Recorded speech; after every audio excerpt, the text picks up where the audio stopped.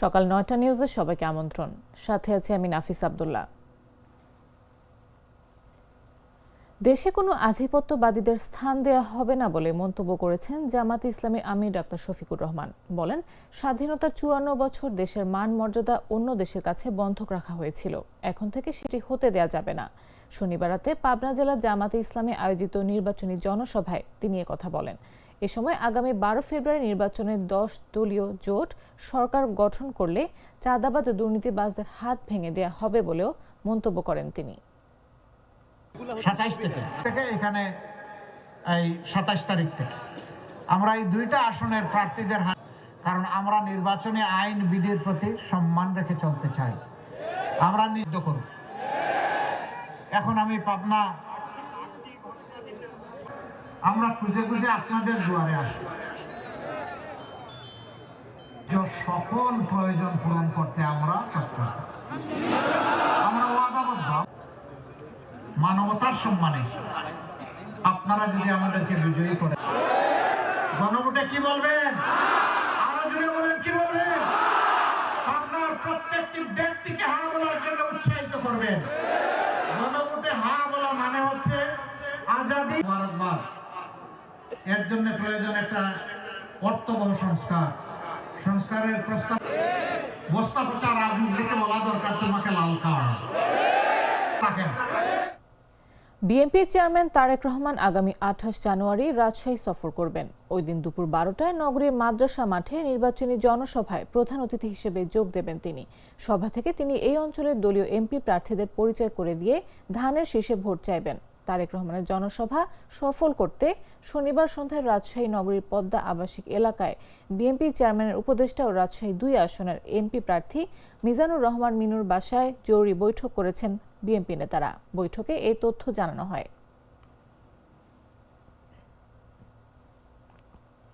নোয়াখালী সদরে বিএনপি ছাত্রদল ও স্বেচ্ছাসেবক দল থেকে আসা ৩৬ জন নেতাকর্মীকে সংবর্ধনা দিয়েছে জামাতে ইসলামী।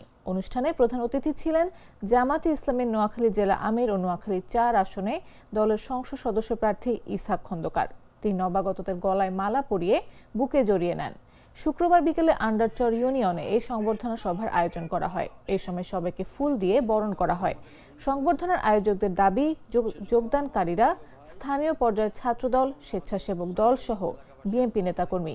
এর মধ্যে আন্ডারচর ইউনিয়ন স্বেচ্ছাসেবক দলের সদস্য আরিফ খান ছোটন, ১ নম্বর ওয়ার্ড ছাত্রদলের সভাপতি মোহাম্মদ রাসেল, ছাত্রদল কর্মী রেজাউল, বাবুল, সোহেল অন্যতম। তবে এই বিষয়ে নোয়াখালী জেলা বিএনপির দপ্তরের দায়িত্বপ্রাপ্ত সদস্য অ্যাডভোকেট রবিউল হাসান পলাশ বলেন, যোগদানকারীরা বিএনপি বা তার দলের কোনো পর্যায়ে নেতাকর্মী নয়। বিএনপির নাম বিক্রি করে কোথায় কে যোগ দিল তা জানা নেই বলেও মন্তব্য করেন তিনি।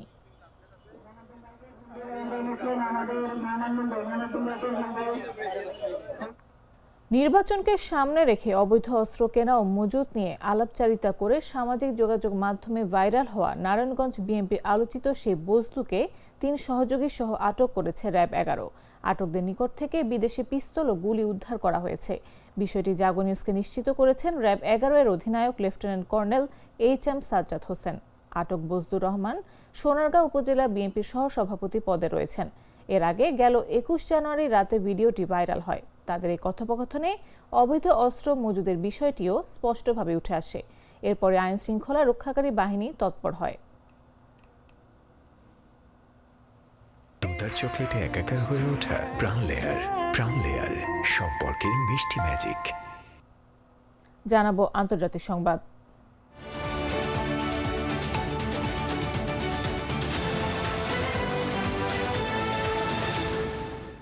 চীনের সঙ্গে বাণিজ্য চুক্তি করলে কানাডার উপর ১০০% শুল্ক আরোপ করা হবে বলে হুমকি দিয়েছেন যুক্তরাষ্ট্রের প্রেসিডেন্ট ডোনাল্ড ট্রাম্প। শনিবার নিজের সামাজিক যোগাযোগ মাধ্যম ট্রুথ সোশ্যালে দেয়া এক পোস্টে এই হুঁশিয়ারি দেন তিনি। ট্রাম্প লেখেন, কানাডা যদি চীনের সঙ্গে কোনো চুক্তিতে যায় তাহলে যুক্তরাষ্ট্রে প্রবেশকারী সব কানাডীয় পণ্যের ওপর তাৎক্ষণিকভাবে ১০০% শুল্ক আরোপ করা হবে। একই পোস্টে ট্রাম্প ইঙ্গিত দেন, চীন যুক্তরাষ্ট্রের শুল্ক এড়াতে কানাডাকে ব্যবহার করার চেষ্টা করতে পারে। তিনি বলেন, কানাডার প্রধানমন্ত্রী মার্ক কার্নি যদি মনে করেন কানাডাকে চীনের পণ্য যুক্তরাষ্ট্রে পাঠানোর ড্রপ অফ পোর্ট হিসেবে ব্যবহার করা যাবে, তাহলে তিনি মারাত্মক ভুল করছেন। এর আগে চলতি মাসের শুরুতে কানাডার প্রধানমন্ত্রী মার্ক কার্নি জানান, কানাডা ও চীন প্রাথমিকভাবে একটি বাণিজ্য চুক্তিতে পৌঁছেছে। এই চুক্তির আওতায় বাণিজ্য প্রতিবন্ধকতা এবং শুল্ক কমানোর বিষয়ে সমঝোতা হয়।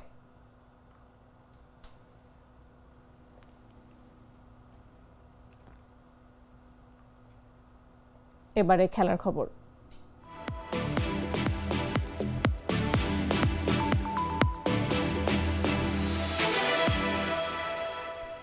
আসন্ন আইসিসি টি-20 বিশ্বকাপে খেলা হচ্ছে না বাংলাদেশের। তাদের বদলে স্কটল্যান্ড খেলবে এবারের বিশ্বকাপে। প্রেস বিজ্ঞপ্তি প্রকাশ করে বিষয়টি নিশ্চিত করেছে ক্রিকেটের সর্বোচ্চ সংস্থা আইসিসি। আন্তর্জাতিক ক্রিকেটের নিয়ন্ত্রক সংস্থা বাংলাদেশকে ভারতে খেলার বিষয়ে তাদের অবস্থান পর্যালোচনার জন্য সময় দিয়েছিল। তবে বাংলাদেশ তাদের সিদ্ধান্তে অটল। নিরাপত্তার শঙ্কা থাকায় ভারতের মাটিতে তারা কিছুতেই খেলবে না, যার ফলশ্রুতিতে বিকল্প দল বেছে নিচ্ছে আইসিসি। এই বদলের ফলে স্কটল্যান্ড প্রাথমিক পর্বে গ্রুপ সিতে জায়গা পেয়েছে। গ্রুপ পর্বে কলকাতায় খেলবে ওয়েস্ট ইন্ডিজ, ইতালি ইংল্যান্ডের বিপক্ষে। এরপর 17 ফেব্রুয়ারি মুম্বাইয়ে নেপালের মুখোমুখি হবে স্কটিশরা। আইসিসি তাদের বিবৃতিতে দাবি করেছে, ভারতে বাংলাদেশ জাতীয় দলের কোনো বিশ্বাসযোগ্য বা যাচাইযোগ্য নিরাপত্তা হুমকি নেই। সে কারণে বাংলাদেশের ম্যাচগুলো শ্রীলঙ্কায় সরিয়ে নেওয়ার দাবি প্রত্যাখ্যান করেছে আইসিসি।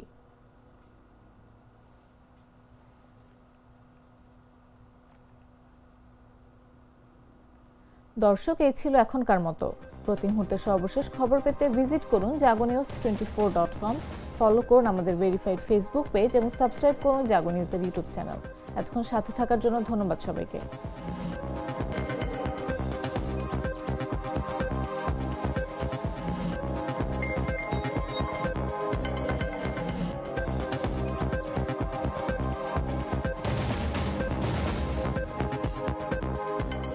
Mr. New